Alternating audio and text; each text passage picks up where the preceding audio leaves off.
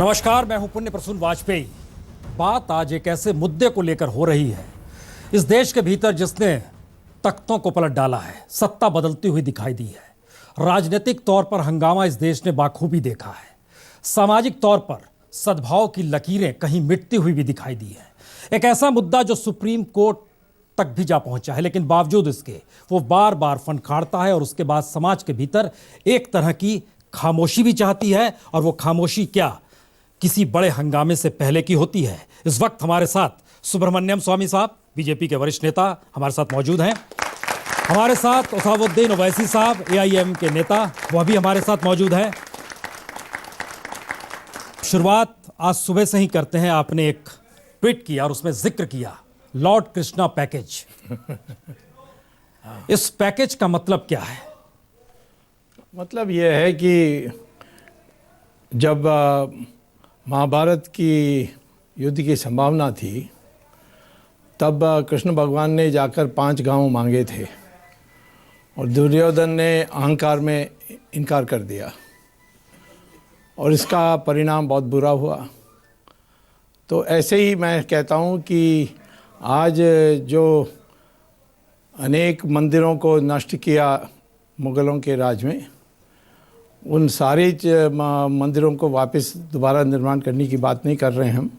सिर्फ 3 प्रमुख का हम कह रहे हैं और उसको मान लेना चाहिए और ये हम कहते हैं। इसमें और कोई निष्कर्ष निकालना नहीं है। इतिहास से हमें सीखना चाहिए और एक भाईचारा और सद्भावना के साथ जो हम ये जो कह रहे हैं, मथुरा के कृष्ण मंदिर, अयोध्या के राम मंदिर और काशी विश्वनाथ के शिव मंदिर, इन तीनों के जो जहाँ मस्जिद बने हैं या बने थे, उनको उनका छोड़कर दूसरे जगह में मस्जिद बना सकते हैं।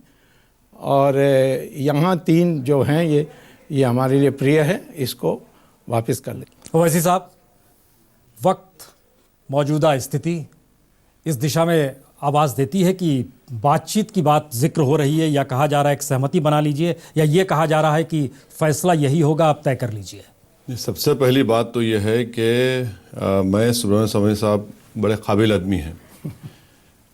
ये जो है गुस्सा किसी और दाढ़ी वाले का हम दाढ़ी वाले पर निकाल रहे हैं। तीसरी बात यह है कि सुब्रमण्यम स्वामी साहब को पॉलिटिकल पैकेज नहीं दिया जा रहा है, तो अब वो लॉर्ड कृष्णा पैकेज की बात कर रहे हैं। चौथी बात यह है कि 1991 places of religious worship act पास हुआ पार्लियामेंट में, जिसमें यह कहा गया था कि जितने रिलीजियस प्लेसेस 15 अगस्त 1947 को जो हैं वही बरकरार रहेंगे, जिसमें बाबरी मस्जिद और राम मंदिर का जगह शामिल नहीं है। काशी और मथुरा का उसमें जिक्र है। कैसे पार्लियामेंट क्या ओवरटेक करेंगे? 5वीं बात यह है कि आरएसएस ने 1966 में यकीनन काशी मथुरा की बात की। 89 में पालनपुर के रेजोल्यूशन में राम मंदिर का जिक्र किया, अचानक 89 में जिक्र किया। बाबरी मस्जिद के डेमोलिशन से अगर किसी को पॉलिटिकल फायदा हुआ तो वो बीजेपी को हुआ, मगर आज जो हिंदुस्तान की जो आवाम है, आज वो पॉलिटिकल इशू नहीं है जिससे बीजेपी को या संघ परिवार को कुछ फायदा होगा। छठी बात यह है कि ये जो मौजूदा गवर्नमेंट है, ये जो अहम मुद्दे जिस पर आवाम ने उनको वोट दिया था, रोजगार के ऊपर, इकोनॉमी के ऊपर, गुर्बत के खात्मे के ऊपर, हमारे बॉर्डर्स की हिफाजत करेंगे, टेररिज्म को रोकेंगे, सब पर ये नाकाम साबित हो रहे। इसीलिए अचानक ये एक आखिरी बाजी खेली जा रही है कि शायद इससे मुल्क में कुछ ऐसी फिजा पैदा की जाए जिसमें नफरतों की दीवारों को फिर से उठाया जाए। मुझे पूरा यकीन है कि हिंदुस्तान की आवाम दोबारा धोखा नहीं खाने वाली है। मैसेज आ रहा है कि आप इस गवर्नमेंट फंस चुकी है मौजूदा परिस्थिति में, आप एक शॉक ऑब्जर्वर का काम कर रहे हैं या डाइवर्ट कर रहे हैं देश के इश्यूज को, क्योंकि फैसला सुप्रीम कोर्ट को देना है। ये कोई सडनली मैंने सोचा है क्योंकि पार्टी दिक्कत में है या सरकार दिक्कत में है, उसके लिए भलाई के लिए कर रहा हूँ, ये सही नहीं है। परंतु एक बात जो इन्होंने कहा, इस पर मैं ज़रूर कहूँगा। उन्होंने कहा कि कानून बनी है जिसके हिसाब से कभी मथुरा और काशी का मामला कभी उठाया नहीं जा सकता। वो कानून में मैं गहराई से पढ़ने के बाद इस निष्कर्ष में पहुंचा हूं कि वो सिर्फ रिलीजियस प्लेसेस के लिए है। और सऊदी अरेबिया में मस्जिद लगभग रोज़ तोड़ते हैं, कतार में तोड़ते हैं, तुर्की में तोड़ते हैं, पाकिस्तान में तोड़ते हैं, कभी शिफ्ट कर देते हैं। और जब मैंने उनसे पूछा सऊदी अरेबियन एक मंत्री से, उन्होंने कहा कि हम मस्जिद एक नमाज़ पढ़ने का स्थल मानते हैं और उसको हटाया जा सकता है और यदि आवश्यक पड़े तो तोड़ा भी जा सकता है। और जहाँ तक कि जहाँ पैगंबर मोहम्मद ने नमाज़ पढ़ी उसको भी तोड़ दिया था महल बनाने के लिए। तो इसीलिए मैं मस्जिद को रिलीजियस प्लेस नहीं मानता हूँ। ये तो कोर्ट की अंतिम अधिकार है। ये सिर्फ नमाज़ पढ़ने का जगह है। हमारे लिए तो रामचंद्र जी का मंदिर पहले था, ये सिद्ध हो गई है। और रामचंद्र जी के मंदिर को तोड़कर मस्जिद बना, ये भी सिद्ध हो गई इलाहाबाद हाई कोर्ट में। अब सिर्फ सुन्नी वाक़फ़ बोर्ड कहती है ये हमारी प्रॉपर्टी है और सालों से है, इसीलिए एडवर्स पोजेशन में हमारी होती है। वो सुप्रीम कोर्ट में उसकी बहस होगी, हम निश्चित जीतेंगे उसमें। और इसीलिए वो कानून लागू नहीं हो सकती। और मैं समझता हूँ कि मुसलमान भी और उनके नेता, विशेष तौर पर मुसलमान तो तैयार है परंतु नेता कभी उनको छोड़ते नहीं हैं। मैं कहता हूँ कि एक भाईचारा पैदा करने के लिए 40,000 मंदिरों को तोड़ा गया। मैं कहता हूँ सिर्फ 3 छोड़ दो। अब उसमें छोड़ने में क्या प्रॉब्लम है? दूसरी जगह मस्जिद बना सकते हैं। नहीं, ये डाटा सरयू नदी के। तो आप कल से मुझे जवाब दीजिए। अच्छा, जवाब पहले दीजिए। मैं स्वामी साहब से कहना चाह रहा हूँ कि 40,000 मस्जिदों को तोड़ दिए। अब हम मंदिरों तोड़े, ठीक है। हम जा रहे हैं कितने साल पहले सर? 5,000 साल पहले? नहीं, 2000 साल पहले। बुद्धिज्म 2000 भी नहीं। अब बुद्धिज्म का खात्मा किसने किया? उसका हिसाब कौन देगा? बुद्धिज्म का खात्मा किसने किया? उसका हिसाब। अगर आप मिडिल एजेस में जाना चाह रहे हैं तो ये काम ये करते हैं कि हम लोग 4000 साल पहले चले जाते हैं। हम तीनों बैठ के फैसला करेंगे कि 4000 साल से क्या हो रहा है अब तक। हिंदुस्तान का पार्लियामेंट जो कानून पास करता है, हर हिंदुस्तानी को उसको मानना पड़ेगा। हिंदुस्तान के पार्लियामेंट ने प्लेस ऑफ रिलीजियस एक्ट पास किया जिसमें जिक्र है काशी और मथुरा का। तीसरी बात, सऊदी अरब से मुझे क्या करना है? मैं हिंदुस्तान का बाइज्जत शहरी हूं, मुझे इस मुल्क से मतलब है, मुझे सऊदी अरब से क्या लेना देना है? 5 और आप कहते हैं कि रसूलुल्लाह सल्लल्लाहु अलैहि वसल्लम का घर तोड़ा गया, नहीं तोड़ा गया, आज भी घर बाकी है। आप गूगल पर जाइए, काबतुल्लाह में जो जगह है वो आज भी है। मगर ये मिसाल कहां देंगे आप हिंदुस्तान की मिसाल दीजिए। स्वामी साहब, एक मिनट, इस चीज़ को थोड़ा मौजूदा राजनीति के आईने में देखना इसलिए जरूरी है क्योंकि मौजूदा वक्त में देश के प्रधानमंत्री स्वयंसेवक भी हैं। और जब उन सोमनाथ से यात्रा शुरू हुई थी अयोध्या तक की, जो लाल कृष्ण आडवाणी निकाली थी, उसकी शुरुआत करने भी खुद नरेंद्र मोदी साहब पहुंचे थे। वो प्रधानमंत्री होकर जिन चीज़ों को नहीं समझ पा रहे हैं उसको आप समझ रहे हैं। इंप्लीमेंट पार्लियामेंट के जरिए होना है, पार्लियामेंट में खामोशी बरती जा रही है। सुप्रीम कोर्ट ने अभी कोई बेंच नहीं बनाई है, आप उससे पहले समाज के भीतर एक तरह से खलबली पैदा कर रहे हैं। 2000 लोग मरे थे अयोध्या आंदोलन के दौर में, सरकारी आंकड़ा है। क्या चाहते हैं आखिर? मैं नहीं चाहता हूं कि आगे 2000 और मरे। मैं तो कहता हूं बातचीत से समझौता हो जाए। बातचीत से हो, हाँ, और सुप्रीम कोर्ट बातचीत से समझौता हो जाए। और मैं कहता हूं कि ये कहते हैं कि सऊदी अरेबिया से उनका कोई मतलब नहीं है, ईरान से तो मतलब है आपका। नहीं है सर, मुझे इंडिया के कॉन्स्टिट्यूशन से मतलब है। और ठीक है, इंडिया के कॉन्स्टिट्यूशन से मतलब है। ये आप देखिए, एक मिनट, मैंने एक बात स्वामी साहब मुझे बता दो, मैं क्या इन्वेडर का बेटा हूं या हिंदुस्तानी का बेटा हूं? मैं किसका बेटा हूं? मैं इन्वेडर का बेटा हूं या हिंदुस्तानी का बेटा हूं? अगर मैं इन्वेडर का बेटा हूं तो ठीक है, आप मुझे मुल्क से निकाल दीजिए। अगर है मुझे तो नहीं निकाल सकते आप। अगर मैं हिंदुस्तानी का बेटा हूं, जो हम तमाम हैं, तो फिर यहां पर कानून का पासो लिहाज रखना पड़ेगा। मैं तो पहले ही कह रहा हूं, इनका डीएनए और मेरा डीएनए एक ही है। कितने बार मैं कहा है। अब उसका सवाल नहीं है जी। सवाल ये है कि धर्म का जो आदेश देने वाले हैं, फतवा देने वाले हैं, वो क्या सऊदी अरेबिया का कोई कीमत नहीं है? उसमें मैं नहीं जाऊंगा। अब मैं कहूँगा कि Farooqui versus union of India का कॉन्स्टिट्यूशनल बेंच जजमेंट है 1994, जिसको आप जानते हैं। उसमें आप पढ़िए, सुप्रीम कोर्ट ने कहा है कि mosque is not an essential part of Islamic religion and during British times mosques used to be demolished. Namaz can be read anywhere, and mosque is a facilitation center for namaz. 1995 Waqf Act, 2013 Waqf Act, 295A IPC, क्या है फिर ये सबको निकाल देंगे आप? ये सबको निकाल, जिसमें जिक्र है अगर किसी पर केस चलता है तो किस पर चलता है? आईपीसी में 295 में चलता है, उसमें मस्जिद नहीं आएगी। नहीं, उसमें मस्जिद का जिक्र नहीं है। मस्जिद, स्वामी साहब, केस लॉ है, आपको मालूम, आप बहुत लॉ मुताला बताइए करते हैं, आप मुझे बहुत तो पता पढ़ते है। हैं। 295 है। अच्छा, अडवाणी के ऊपर केस क्या चल रहा है फिर? डेमोलिशन का सीबीआई के 2 केस चल रहे हैं, मस्जिद डेमोलिशन का चल रहा है, कॉन्स्पिरेसी का केस चल रहा है। तो ये इसको कंफ्यूज करके दिखाना गलत बात है। ये सुप्रीम कोर्ट में केस है, उसका जो फैसला है इंतजार। और स्वामी साहब की मैं बात से बड़ा मैंने ताजुब हो रहा है कि 2000 लोग नहीं मरे। किसको डरा रहे हैं आप? 2000 लोगों को आप जान लेंगे? इन्होंने हमें अगर डराने होगा की तो कोशिश कौन की। लेगा जान हमारी? आप कह रहे हैं कि अगर ये मसला है 2000 लोगों की जान जाएगी, कौन है आप? क्या हमको डराएंगे आप? क्या मेरे गर्दन पर तलवार रख के बोलेंगे कि तुम इस्लाम छोड़ दो? मैं नहीं छोड़ूंगा। 2000 क्या, 2000 लोग मरेंगे? कैसा मारेंगे लोग? आप क्या धर्म के आधार पर इस देश को देखना चाहते हैं या कॉन्स्टिट्यूशन के आधार पर देखना चाहते हैं? आप किस रूप में जाना चाहते हैं? विषय या को तो पंडित बदलिए। मौलवी आके बैठ जाएं इस देश के भीतर में, वो चलाएं। आपने कहा सरदार पटेल ने ये किया, और जब प्रतिबंध हटी तो तब सरदार पटेल ने क्या चिट्ठी लिखा गुरु और गोलवालकर को, आपको ये पता है? उन्होंने कहा, आज मैं बहुत संतुष्ट हूं कि आप निर्दोष साबित हुए हैं और प्रतिबंध हट गई। जब बाबरी मस्जिद को तो शहीद कर दिया गया, तो क्या सुब्रमण्यम स्वामी साहब ने पब्लिकली इसको कंडेम किया? नहीं किया? पूछ लीजिए।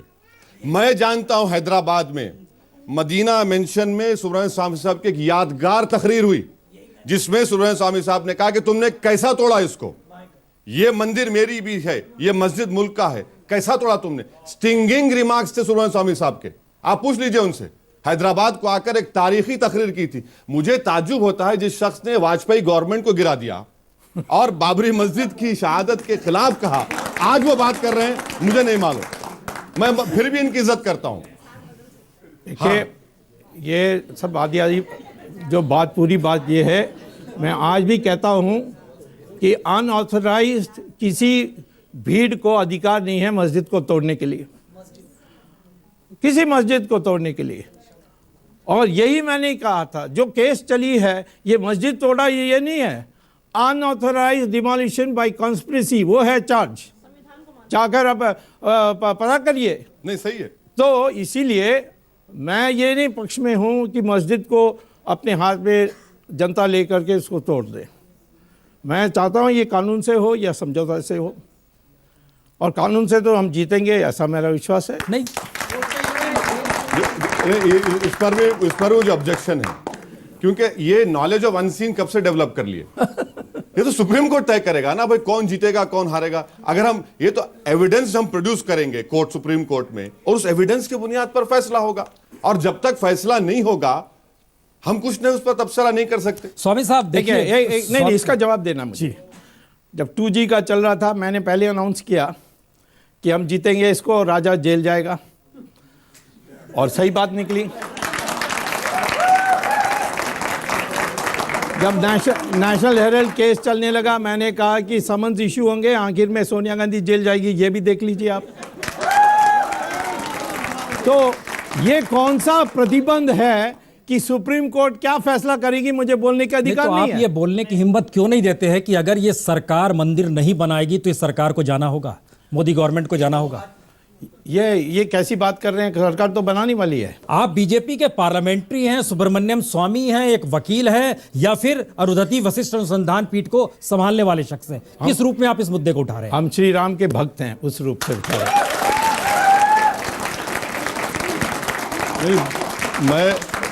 मैं तो एक तरह से स्वामी साहब ने अपनी दिल की बात जुबान पे ला ही ली, और अच्छा किया कि बीजेपी का ऑफिशियल जो पोजीशन है मुल्क के सामने रख दिया कि आज इनको रोजगार, गुर्बत, इकोनॉमी, जो घुसपैठी घुस रहे हैं पठानकोट में, इस पे कोई मतलब नहीं है। इनको सिर्फ मतलब है राम मंदिर से। मैं शुक्रिया अदा करता हूं। वो जो हिंदुस्तान की आवाम एक उम्मीद रखकर मोदी को वोट डाली थी, आज स्वामी साहब ने अपने इस बयान से उन तमाम उम्मीदों को चुकनाचूर कर दिया। बहुत अच्छा है। मगर सुप्रीम कोर्ट के फैसले से पहले यह कहना कि हम जीत जाएंगे, मुसलमानों को बातचीत कर लेना चाहिए, कॉम्प्रोमाइज करना चाहिए। स्टेटेड पोजीशन यह है पर्सनल लॉ बोर्ड का कि सुप्रीम कोर्ट का जो फैसला आएगा वो हमारे लिए काबिल कबूल होगा। सुप्रीम कोर्ट, आपने सही कहा, टाइटल डिस्प्यूट है। इलाहाबाद हाई कोर्ट ने गलती करके उसको पार्टनरशिप में सूट में कन्वर्ट कर दिया। एविडेंस के ऊपर सुप्रीम कोर्ट फैसला करेगा और हमारे मुल्क में एपेक्स कोर्ट से बढ़ के नहीं है। मगर बार बार मिस्टर स्वामी का यह कहना इस बात को बताता है कि मोदी हुकूमत इन तमाम मुद्दों को भूल चुकी है, अब उनमें वो कैपेसिटी नहीं है, इसीलिए इसी को लेकर आगे बढ़ रहे हैं। अब मुल्क के सामने यही रख रहे हैं कि भाई अब आप रोजगार को भूल जाइए, 15 लाख को भूल जाइए, सबको भूल जाइए, अब मंदिर की बात करेंगे हम बस। मैं स्वामी साहब से एक रिक्वेस्ट करूंगा कि भाई गवर्नमेंट आपकी है, आप पार्लियामेंट्री पार्टी के सीनियर मेंबर हैं, मैं इनसे रिक्वेस्ट करूंगा कि कल ही मोदी के पास जाकर कहें कि गवर्नमेंट ऑफ इंडिया एक रिप्लाई फाइल करे कि डे टू डे हियरिंग कराइए सुप्रीम कोर्ट में। चलिए ये कर लीजिए आप, इस मसले का डे टू डे हियरिंग करवा दीजिए सुप्रीम कोर्ट में। डे टू डे हियरिंग होगी और जल्द से जल्द फैसला आ जाएगा मुल्क के सामने। और आप ये काम स्वामी साहब को करना पड़ेगा। ये सेमिनार क्यों करते हैं? वो जाकर मोदी से एक बार मुलाकात कर ले, नाराज जरूर हैं, एक बार मुलाकात करके कहें कि भाई आप डे टू डे हियरिंग कराइए,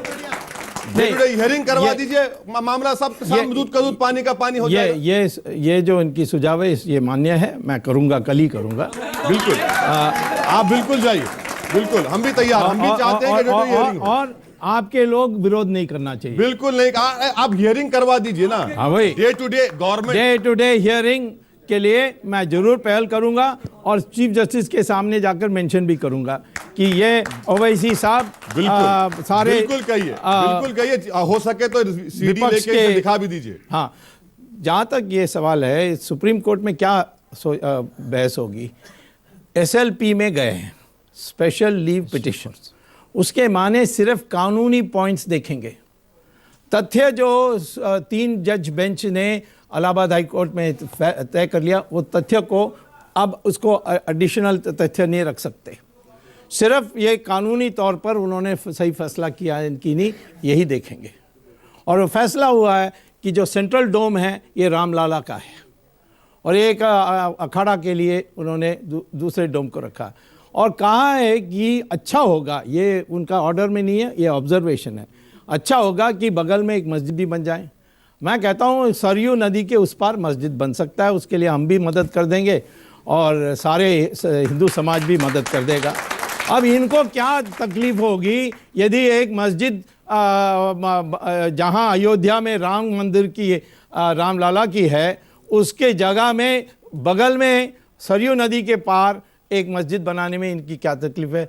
दूसरे देशों में करते हैं जहाँ वो भी मुसलमान है, यही नहीं कह सकते सऊदी अरेबियन मुसलमान नहीं है, इनका अलग नियम नहीं है, उनका अलग कुरान नहीं है, इनका अलग शरिया नहीं है। बड़ा साफ है, मामले को तेजी से निपटाया जाए। देखिए उत्तर प्रदेश में एक मंत्री ने कह दिया मुस्लिमों के बीच जाकर कि फटाफट मंदिर बनवाइए ना, इससे विश्व हिंदू परिषद और संघ का हिस्सा चला। प्रदेश में समाजवादी और बीजेपी में जुगलबंदी है, नूरा कुश्ती चल रही है, ये खुल्लम खुला मिलके चल रही है। और सवाल ये पैदा होता है कि यहां पर बाबरी मस्जिद से ज्यादा मसला हिंदुस्तान में रूल ऑफ लॉ का है। क्या हम रूल ऑफ लॉ को अलाउ करेंगे, खत्म कर देंगे, या रूल ऑफ लॉ को बरकरार रखेंगे? सारी दुनिया के सामने मॉब ने जाकर मस्जिद को तोड़ दिया, क्या वो रूल ऑफ लॉ को हम इंप्लीमेंट करेंगे? और साथ ही साथ स्वामी साहब ये क्यों नहीं कहते कि जो जिन्होंने वो जिनकी मौजूदगी में बाबरी मस्जिद को शहीद किया गया, आज वो गंगा की सफाई कर रहे हैं। भाई मेरे, वो गंगा की सफाई के मिनिस्टर बन चुके हैं। इस मुल्क में सबसे बड़ी नाइंसाफी और क्या हो सकती है? जिनकी सोच और फिक्र में यह है कि आपके सामने, सारी दुनिया के सामने हिंदुस्तान की जमहूरियत का मजाक उड़ाया गया, सुप्रीम कोर्ट में जो वादा किया गया था उसकी खिलाफ वर्जी की गई, और हम बात कर रहे हैं कि नदी के किनारे। नहीं, नदी के किनारे क्यों? अगर हम जीतते हैं तो हम बनाएंगे, अगर हम नहीं जीतते तो आप जो चाहे कर लीजिए, बात खत्म हो जाएगी। हिंदू धर्म इजाजत देता है इसकी? मंत्री को लेकर जो जिक्र किया इन्होंने जो 20 साल 25 साल पहले हुआ उसकी जिक्र कर रहे हैं। मैं 500 साल पहले औरंगज़ेब ने क्या किया, या गोरी ने क्या किया, गजनी ने क्या किया, इसमें मैं जाऊंगा तो बहुत क्या अच्छा होगा? है। नहीं, बुद्धिज्म को किसने खत्म किया उस पर अरे भी बहस वो हो आप जाए। बुद्धिज्म नहीं, के लिए बुद्धिज्म को भी उससे मत बात होनी बोलिए। चाहिए ना। आप स्वामी बुद्धिज्म साहब, बुद्धिज्म को किसने खत्म किया उस पर भी बात होनी हमारे चाहिए। रिश्ते नहीं, बुद्धिज्म लेकिन से 20 बहुत अच्छा बरस है। के लोग तो मंत्री हैं ना। अभी इस बात का जिक्र हो रहा है कि क्या ये 20 बरस बुद्धिज्म पहले जो लोग हिंदुस्तान थे में वो civilization मौजूदा का वक्त बहुत में बड़ा सर हिस्सा था। मंत्री हैं। नहीं, बट कोर्ट केस तो चल रही है ना। आप कोर्ट केस उधर देखते हैं लेकिन इधर कोर्ट केस इधर नहीं कहा देखते मैंने हैं। कहा नहीं, आप देखिए ये ये नहीं कह रहे हैं कि ये सुप्रीम आज कोर्ट तक में ये की बुरी मामला है। आदत है। मैंने कभी नहीं कहा कोर्ट केस में, मैंने कहा वहां जीतने वाला हूं, परंतु मैं कहता हूं कि क्यों हारने वाले दोनों मिलकर के फैसला करके कोर्ट को बता देते हैं। बहस चर्चा बहुत तीखी है लेकिन इन सब के बीच जनता के क्या सवाल हैं जो लगातार उठना चाहते हैं।